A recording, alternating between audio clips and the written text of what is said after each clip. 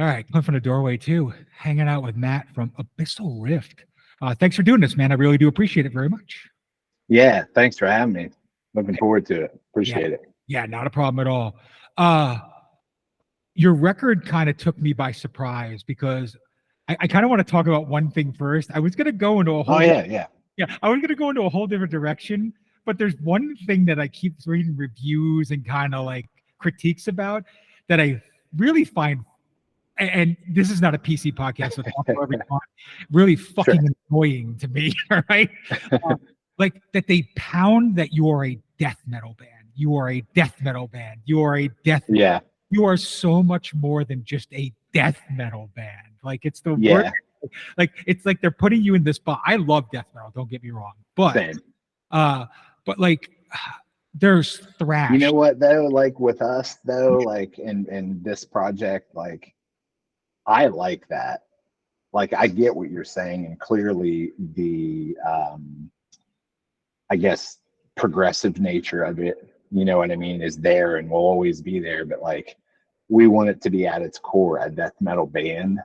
So I'm happy that that came through rather than like what the fuck is this guy doing? You know what I mean? Like so but yeah, I feel that. And thank you for noticing there is much more. Yeah, like I was gonna say, there's thrash elements, there's noise rock elements, there's black metal, and to me, the reason why I'm so attracted to it is the kind of atmospheric doom that you really bring into it that I love. So Yeah. so cool. Just had to talk about that first because like I read all the No worries. and they call you like a death metal band, and I almost like want to say like, guys, you're painting it with like one brown color right now. Like, that's it. There are many heavy influences. Heavy is many things to me, but yes. Right. Cool. So the first thing I kind of want to talk about is how the band came to be, and what do you want out of this project?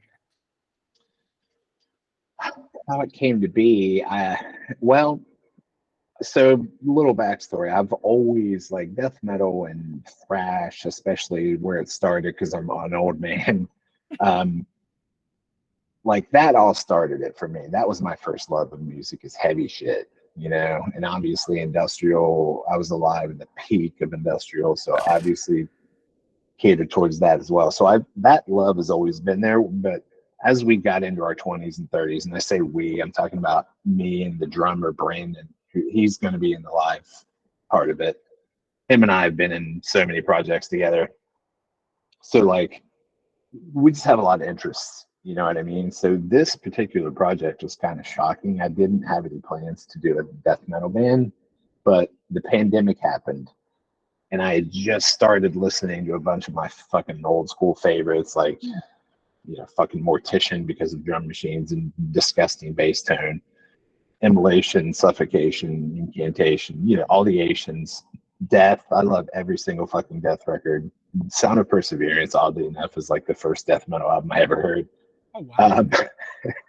So that might explain my weirdness a little bit. But I was listening to that stuff. The pandemic happened. My other project was kind of at a stall waiting for records and other stuff to happen. Nobody knew what the fuck was going to happen, obviously. So I just started writing some riffs with a homie of mine. And then we both got busy. And then I started like, there's a lot of bands now that are kind of pushing the genre forward. It's not just the same shit. And it's been happening for the last 15 years or so, I would say. I mean, you know, you could name 40 of them, but like, I just wanted to take a shot at it. But with mine, I wanted to make it include all of my heavy influences, which includes 60s, 70s, fucking shoegaze, industrial elements, but also make sure it's not like just a bunch of horse shit. You know, it was cohesive in some manner and death metal at its core. Yeah. So wrote a bunch of songs, you know, Mattia suggested I get a real drummer because it initially was awful because I had programmed drums and I'm not good at that. But the idea was there. So we found David, who's tremendous, unbelievable drummer and person. And it just kind of came together, and the finished project was really fucking cool. And we decided to go ahead with it. So that's kind of how it started. And I'm sorry, what was the second part of it? Oh, basically, what do you want out of it? Like, at the end of the day, what do you want people? Oh, What do you want people to get from it?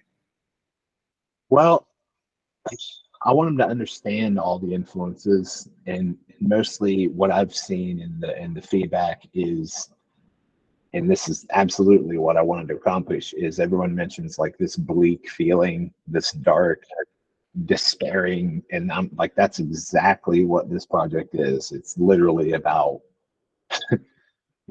the end of humanity in a way. So like, I'm glad that people got that. And then also, obviously, we're going to start playing some shows. The feedback and response has been amazing. So, we'll see what happens. It's going to be fun. I know that. Cool. So that's awesome, because you kind of just were other things I was going to talk about the band. Like, I hear the shoegaze element, so I'm glad it's not just like something that I'm only hearing. And then Slow Dive is one of my favorite bands of all time. Yeah, I was going to say you have a very UK kind of shoegaze tone at times. So yeah. But the other thing I was going to say is the industrial side too was, it's not prominent, but it's definitely there. Yeah. And I'm an old man too. I'm 51. All right. So like I grew up in the heart of the 90s and 80s and early 2000s stuff too. So I get what you're saying. But I kind of want to talk more about, I love the murky and noisy tones that like the guitar and synth kind of layer together. Almost at a point in time, you don't know if it's a synth or a guitar. Like, you're not really sure, you're not sure which way it's going. So I kind of want to talk about, like, what kind of gear are you using to get those kind of tones? Oh, I love that question. As you can see, I may not have a since that's like most of the heavy hitters are at the practice space anyway. Man, tons of different fucking synths, tons of different samples. I use an Electron Octatrack as a sampler, and basically the brain of all my. So obviously I have a project called Six Circle that's straight like body music, fucking dance music. Mm-hmm. And that's the brain of all of it, as well as the things that were sequenced on this record. I like hardware, but it can control 8 other synths at once. So on this record, there was one synth that I actually sold, but it was predominant in those pads and those weird, eerie, atmospheric tones. It's called a Dreadbox Nyx, NYX. I don't know if you've ever heard of the company Dreadbox, but they make effects and synthesizers, and their synthesizers, they don't make a bad one. If you see one and you want to get into, they're really simple. They're semi-modular, but they all work without that. So you don't have to be, you know what I mean? I don't know if you fuck with synths at all, but like all the time. Yeah. That one, and then a Prophet, a newer one. Which one was it? No, I'm wrong. It was my Novation Peak. That's my baby. I've had, sequential Prophets, the real ones, the old ones, the new ones. I'm not like rich or anything, but when you've been doing music for 25 years, like since I was fucking 17 or whatever, you do the math. It's, I've had everything. I want to try it all. So it was mostly those 2 cents for the fucking weird shit, which is great because I'm going to be using the Peak Live for some of it. And then Mellotron stuff. There was some Mellotron stuff.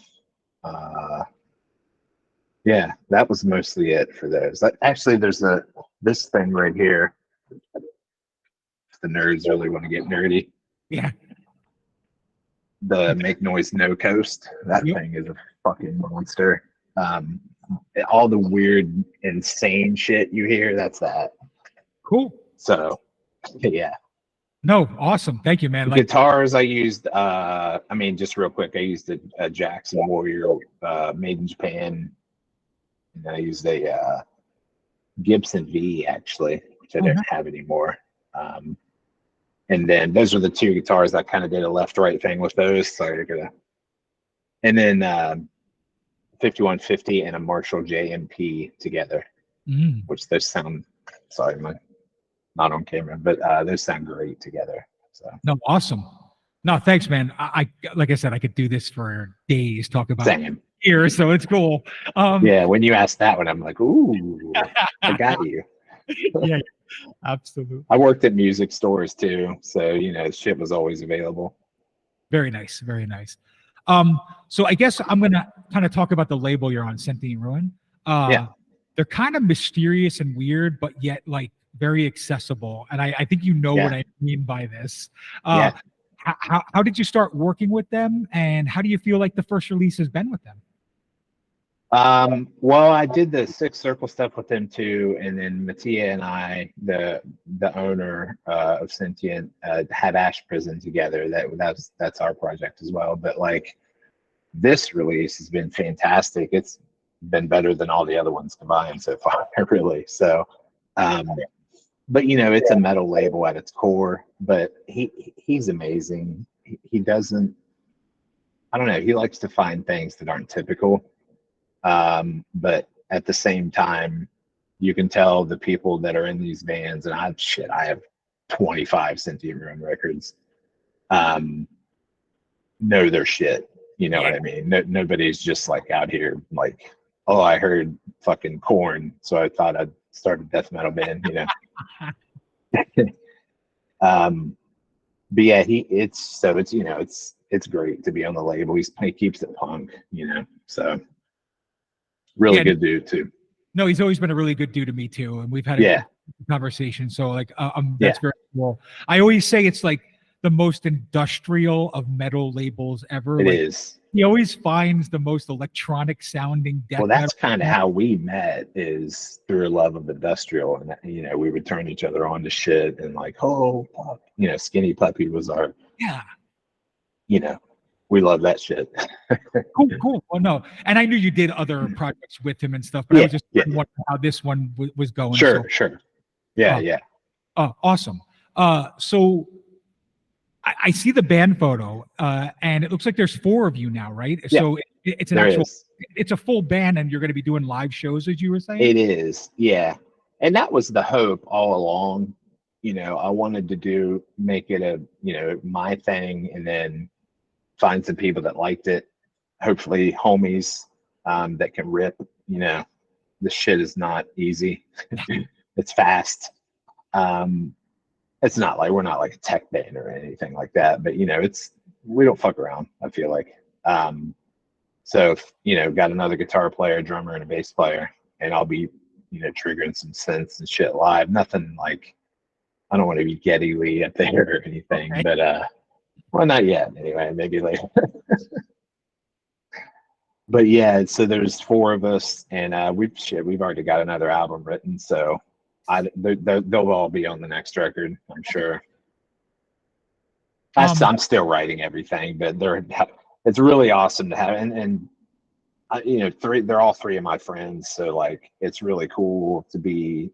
They're super stoked about it. It's really cool to have people that you trust and that are your homies, but they can also play, and they're dedicated, so it should work out pretty well. Very cool. So here's a question. It might be a thinker for you. So take a moment, think about it, and give it. Sure. But let's say this is a caveman shit, man. We don't think. If someone was going to listen to Abyssal Rift for the very first time, and let's say you're in a record store, it's some kid, he picks up the record for the first time, doesn't know you're in the band, and he just goes, "Hey, have you heard this? What does this sound like?" How would you explain that to him? How old is the kid? Well, he's probably 15, 16 years old. Like, okay. Yeah, like just getting into metal or getting into experimental music and wanting to branch out. I would say that if you like heavy things, not only the music and sounds, but concepts and harsh realities, this might be an album you want to check out, because it's it attempts to come from all of those kinds of places. I would say that. Cool. All right, so we're going to talk about 2 songs in particular that are my favorites on the record. And I kind of want to dig a little bit into these, because it's the reason why I keep listening to this record over and over again. So that's great. Yeah. Always flattering to hear that.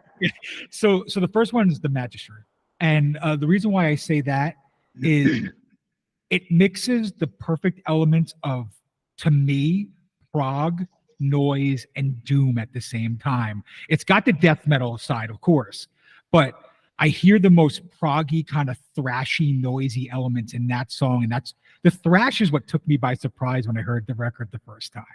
Like, yeah, I don't see many people talk about it, but there's a heavy like thrash element on this record. So there is, and there's more to come. Yeah, like as far as the prog side goes, I didn't know if anybody would like that shit at all. I'm super, super, super into prog. same.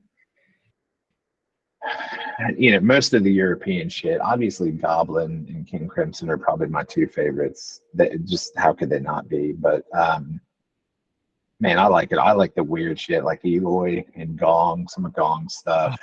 Socrates drank the conium. There's a band called T2 that's this like 17-year-old kid that wrote this like jazz prog fucking album. Check that out if you know. It's T, the letter T and the number 2. Just Google it. Yeah, so all of that shit is a heavy influence on me. So when and we were in a band before this that was a 70s prog band called and which is anyway, one of the songs is called The Eye. But I kind of know my way around some of those Suspiria or Dawn of the Dead fucking synth runs. That shit, it's incredible to me. So any kind of like, because I try to recreate that but not make it obvious rip-offs. I joke around and tell people that I rip off things badly so it doesn't sound like them. But yeah, the fact that that's come through and that anybody likes it and that you like it is really fucking cool, because it's definitely a thing for me. So cool. It's fun to play that stuff. Awesome. So you name the other song, goddamn it, it's The Eye. And like that, that's the one. And the reason why that I think that may be my favorite song on the record is I'm a hardcore Disembowelment fan, and I swear to God, I love that band. And I swear, but I swear to God, you tapped into the very essence of Disembowelment with that song. So, can you talk a little bit about The Eye? Yeah, definitely some Disembowelment influence on that song, especially, and obviously the album. But yeah, I wanted a long, epic, kind of very slow starting, kind of fucking evil thing, and then that would end with ridiculous shit at the end. That's one of our favorites that we're finding to play, because like there's a lot going on some of those parts on the clean shit and the breaks and stuff, but almost impossible to recreate all of it live. So I'm sure if anybody actually notices, that's just how it is. But we're finding that song is really fucking fun to play. Cool. So I would say that the way the clean parts mix with the heavy stuff, it's just really cool. Nice. Yeah. It's hard to do and it not sound too boring, I guess. Obviously, Disembowelment and Spectral Voice and like, Grave Upheaval those bands are like have mastered the art of vocal, yeah. So that the influences are obvious, but make it your own thing. That song is not boring in 1 second. So just so you know, like, yeah, thank you. Like I said, like good. Yeah. So it's a long ride. but that's the way that style of music is supposed to. It is. Okay. I agree. 100%. Cool. So the next thing I'm going to say is this project's really early on. So I would say it's kind of in its infancy. It is. Yeah, where you're going.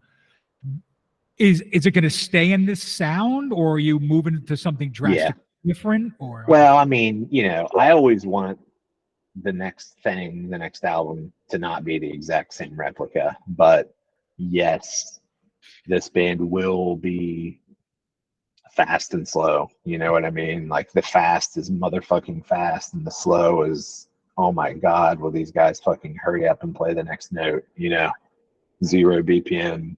Yeah. So yeah, man, the next one's definitely. I would say it's a little more progressive too, but also a little more old. It's weird. It's like progressive in one way, and then a little more old school riffing influenced in the other way, which I kind of was worried. I'm like, are we like going back to 1989 too far? Like they're too much, you know? And but people seem to be responding to our fast shit, so you know, I'd say we're gonna keep it going. Sure is fun. Oh yeah, I love the dichotomy of the. Yeah. There's like three distinct sounds that come from you, and that, to me, Yeah.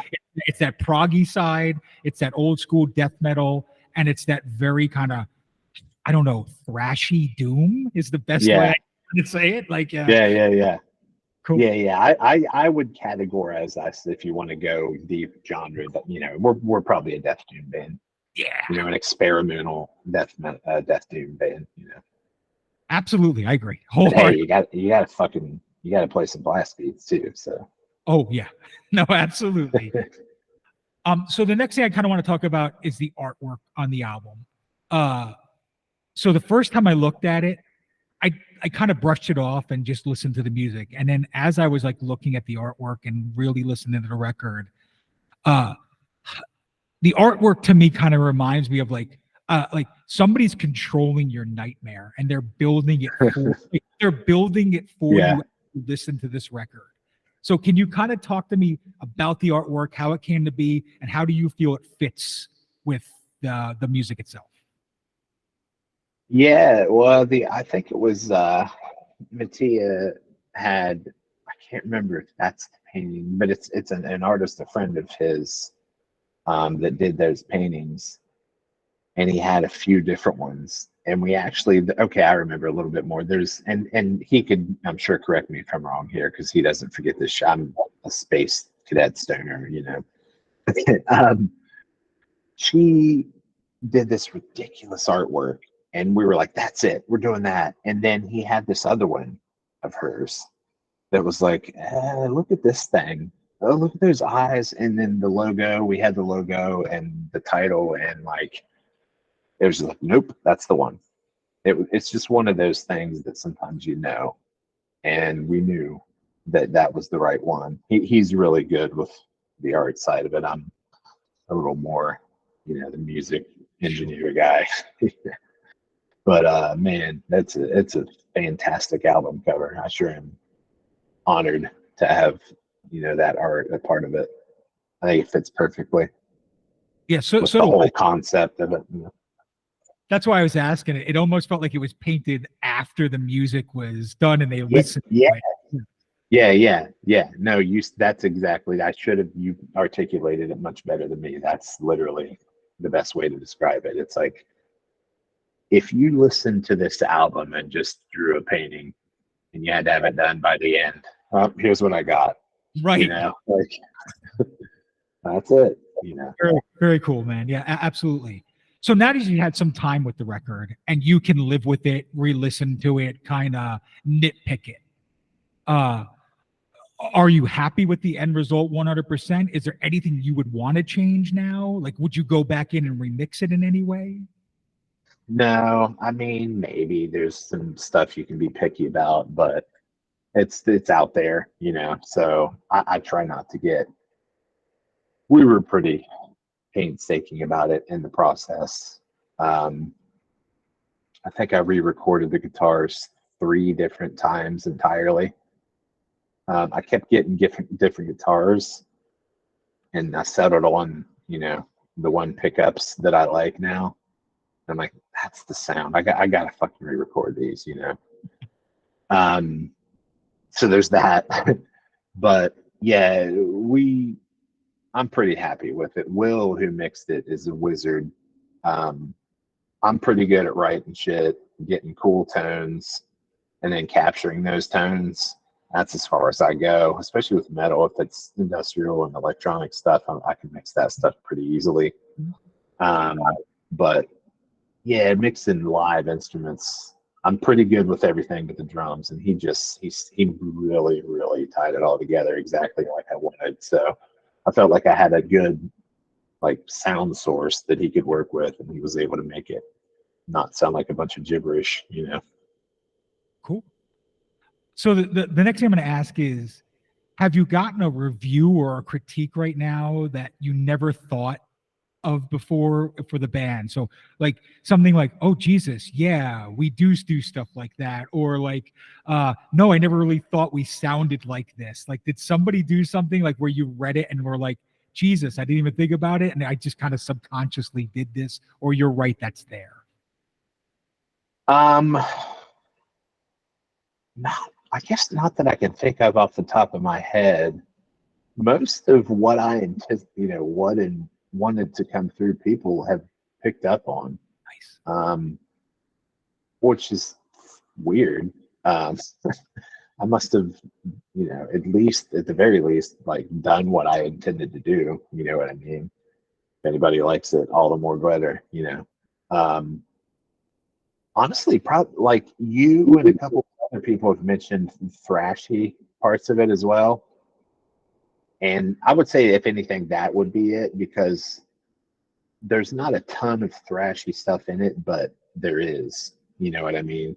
Just from the influence, some of the couple of the riffs, and the drum beats. So, yeah, I guess I would say that. And the reason I talk about the thrash side is it's a very kind of particular thrash period that I'm talking about. I'm kind of like talking like from like 87 to 90 kind of thrash metal. Like, okay. Like, so like the That, Bay, I mean, that's so like the Bay Area, or like the more German Teutonic kind of thrash stuff. Like that's what that's what I hear in your music. Nuclear Assault, baby. Yeah. Exactly. Yeah, I mean that's the German shit from that era is probably the best thrash in the world. I mean, obviously the American Big Four and the stuff that's going up here is what I grew up on.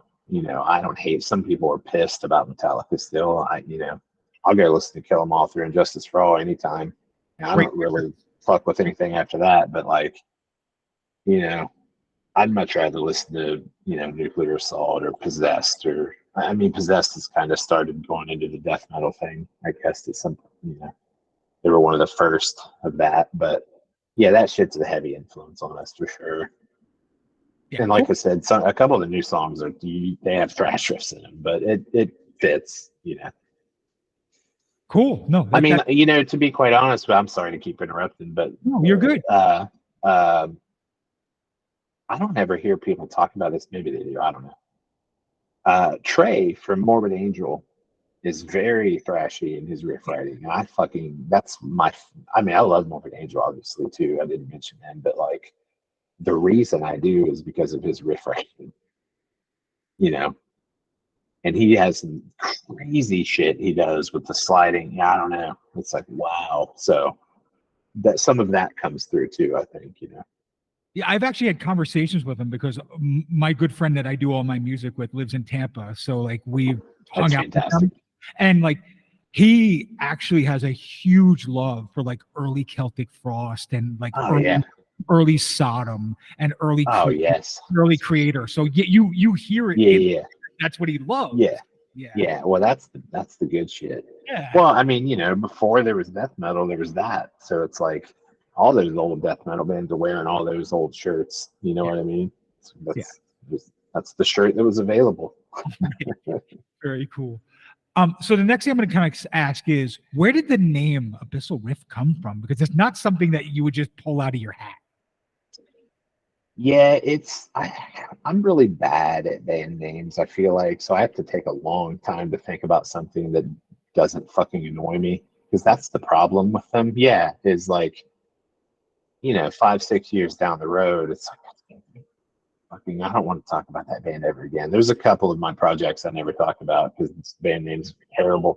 But so I spent some time with that, and it's kind of, this hasn't been developed yet, but there was, before we started the interview, we talked about being nerds. Yeah. There's like, I kind of wanted to have a little short story with the album, possibly with some artwork.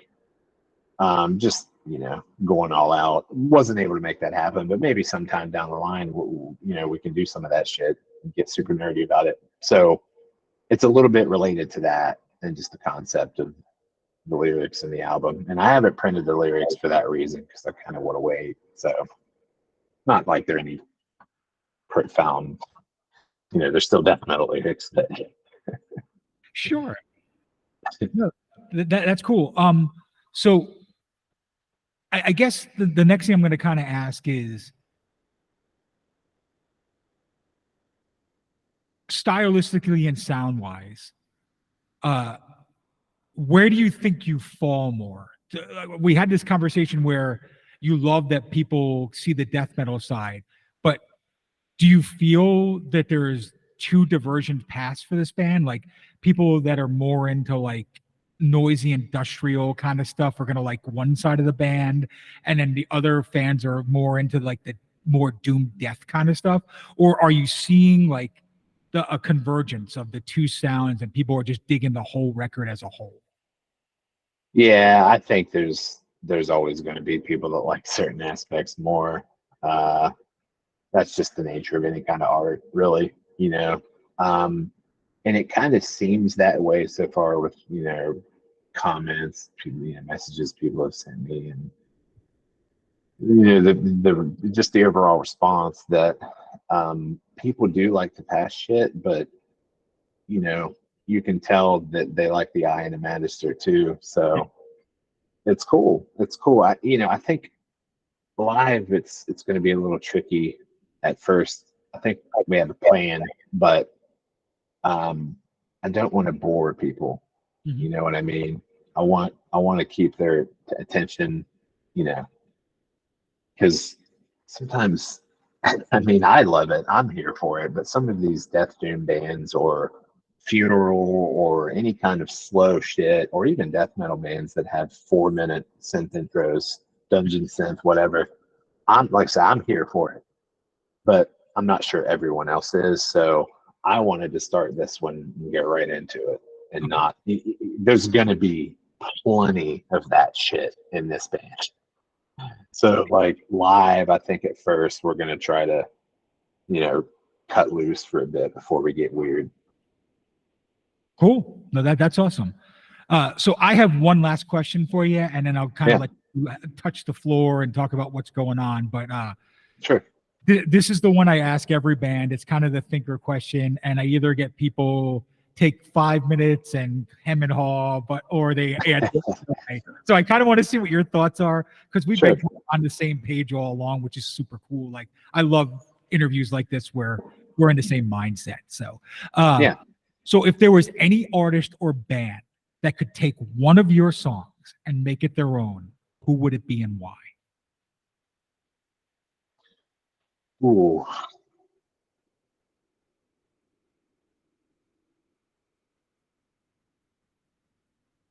Yeah, I would probably say like,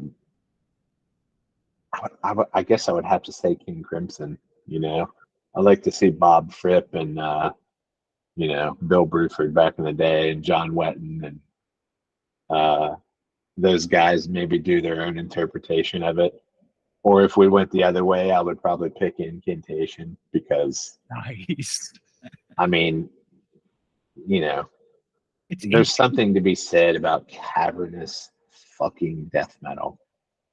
And that is, I mean, Brandon, the drummer, and I talk about it. That's absolutely like, they're in my top. We're talking about my favorite death metal bands, Incantation's up there. So like, that cavernous shit. If maybe I would go with them actually.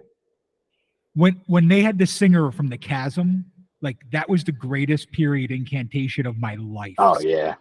So yeah, they're one of those bands that don't have a bad period. No, Immolation's kind of that way too. They don't really have a bad record, but Incantation does not have a fucking bad record. There isn't a bad. The new one's good. The one from 2018 is good. Like, it's fucking good, man. No, I agree. There isn't a bad unification record, period. And I would almost Which reminds me, Upon the Throne of Apocalypse just came back out on Hell Set Bangers. I gotta go buy that shit. And then I was going to say that Immolation, in my opinion, actually gets better with every record. Like, yeah, the couple of and records, they're still amazing live. Both of them are. yeah. So no, I agree. Like, you wouldn't think a band that's been around that long is still that fresh and innovative. I saw them in the late '90s with fucking Nile and Immolation. I'm talking about. Yeah. And then I just saw them in like 2019 before the pandemic. They came to Columbus. I mean, they were just as good. You know, just as good. You know. Very cool. So what I'll do is I'll kind of wrap it up here and say, talk about Abyssal Rift, what you're going to do. Is there any touring dates coming? Is there anything else in the near future that we should see as far as releases, and any other music that you're working on? If you want to talk about it here, that it's an open forum. So. Yeah, sure. Well, as far as Abyssal Rift goes, we have some live shit coming. We're playing locally here on February 13th with Necrot, which that band rules. Yeah. And Mutilatred from Toledo, which they're blowing up. I mean, if you like fucking heavy death metal, they're really good too. We're doing like a weekend thing in May that hasn't been announced yet. That's with some cool bands too. We're playing Total Death Over Mexico in June, which that should be fucking wild. Already got my passport, so we should be good. But yeah, some more plans too. I think we're going to maybe try to do something in the fall. We'll see. Obviously, you never know how booking is going to shake out, but we definitely want to hit it a little bit this year and then see what happens after that. You know, I plan on at least having another album or two. Obviously, you know, we'll see how that all goes, and we're not there yet because this one just came out. But you know, this stuff was recorded in some of it was written 2019. Oh wow. And 2020, and most of it was recorded in 21, I believe, if I remember right. But it's been sitting, you know, just with the COVID delays and the record industry being fucking destroyed by Taylor Swift and Metallica. Fuck them both. I mean, people like us that have been buying records for 25, like, can't you just fuck off and have your own stupid ass? Like, I don't know. Right. Anyway, sorry, old man yells at cloud. But you know, it's out, or it's about to be, but well, the actual vinyl that is. But maybe I think I'd like to record the next shit at some point later in the year. It's not quite ready yet, and I'd like to write a bunch of songs and pick 5 or 6 good ones. That's kind of my philosophy. Not much else. Well, I guess I'm starting to do some shit with Six Circle again a little bit, which is cool. I love electronic music, well, body music, German techno, the dark, heavy shit, not house or EDM or any of that crap. I mean, hey, if you like it, that's great. A lot of my friends do. Ash Prison, I'm sure we'll do something again eventually too. Not quite there yet with all the other stuff happening. Lots of Abyssal Rift this year, so perfect. More to come, I'm sure. No, that's awesome. If you ever come to Texas and play, let me know. I will absolutely. Yeah, we hope to start to get around a little bit. So if the money works out, we all got jobs and drummers got kids and, you know, life. So I understand. But we will indeed. What part of Texas are you in? I'm in Fort Worth. Is that the West Texas? No, it's right dead center. We're right next to Dallas. We're dead center. Oh, okay. Yeah. I forgot. I've been there a few times. Cool. Good area. That's a cool area. Yeah, I like it. But yeah, like I said, keep doing the music, keep making a bit of, because it to me, I don't do a lot of interviews, and you made me want to talk to you about this record. So I appreciate that. Thank you very much. Any kind of support is always very flattering, so I appreciate it. Not a problem. And again, Clint from the Doorway too, hanging out with Matt from Abyssal Rift. Thank you for doing this, man. You have a great night and a good weekend. See you, Clint.